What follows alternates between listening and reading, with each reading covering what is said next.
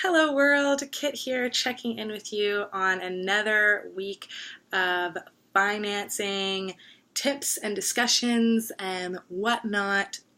Essentially, we are talking about how to decrease our stress around finances. So our first week we gave some quick Kit's tips on how to decrease stress around finances.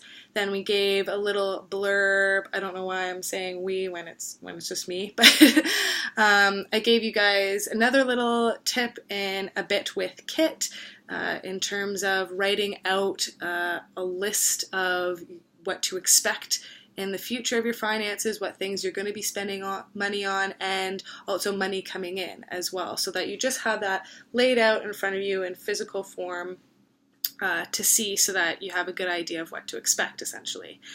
I am in my little meditation crystal corner over here as we are leading into a full moon week, and I'm really excited to actually be doing some not quite tarot card readings. I have these angel cards. I'm going to be doing some readings for friends, so if you're interested, hit me up. I'm just excited to be getting much more spiritual now that I've also gotten into a holistic school starting in September. And how that ties into finances is actually a book that I keep on my Kindle and I attempt to read every day, called The 7 Spiritual Laws of Success. So everything's really tying into spirituality today as we talk about finances. And the reason why I bring up the 7 spiritual laws, not only for the spiritual aspect, but also because it's the 7 spiritual laws to success, to succeed. And there is one chapter in particular called The Law of Giving and Receiving, and it talks about how money in our society is an energy.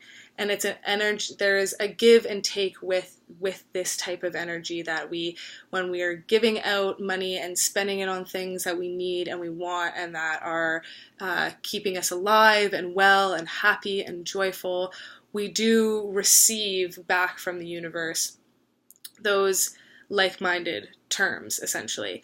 So I won't go into full detail of Law of Giving and Receiving. It's pretty self-explanatory. You give, you receive, but the book does a really good job about breaking that down and in terms of how it relates to abundance and success. So I highly recommend picking it up either on your Kindle or I think there's another ebook out there, or getting the physical copy, The 7 Spiritual Laws of Success by Deepak Chopra. It is awesome.